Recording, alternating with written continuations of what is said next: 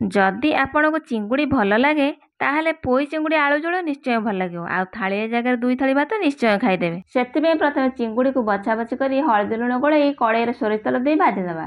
ତାପରେ ସେଥିରେ ଆଉ 1 ଚାମଚ ସୋରିଷ ତେଲ ଦେଇ ପୋଇ ଆଉ ଆଳୁକୁ ହଳଦୀ ଲୁଣ ପକାଇ ଭାଜିନେବା। ତାପରେ ସେ କଡ଼େଇରେ ଆଉ 1 ଚାମଚ ସୋରିଷ ତେଲ ଦେଇ ଗୋଟା ମସଲା ସହ କଟା ପିଆଜକୁ ଗୋଲ୍ଡେନ୍ ବ୍ରାଉନ୍ କଲର ହେବା ପର୍ଯ୍ୟନ୍ତ ଭାଜିବା। ତାପରେ ତା ଦେହରେ ଅଦା ରସୁଣ ପେଷ୍ଟକୁ ଦେଇ ଅଳ୍ପ ଟିକେ କଷିଦେଲା ପରେ 2ଟା ଟମାଟର ପେଷ୍ଟକୁ ଦେଇ ଟିକେ ଡ୍ରାଏ ହେବା ପର୍ଯ୍ୟନ୍ତ ଭାଜିବା।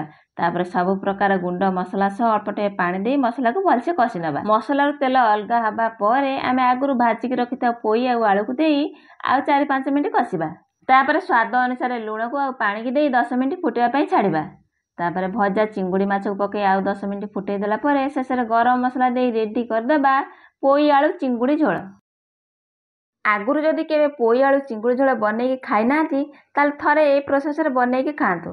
ଆଉ କେମିତି ଲାଗିଲା କମେଣ୍ଟରେ ସିଓର ଜଣେଇବେ। ରହିଲି, ନମସ୍କାର, ଜୟ ଜଗନ୍ନାଥ।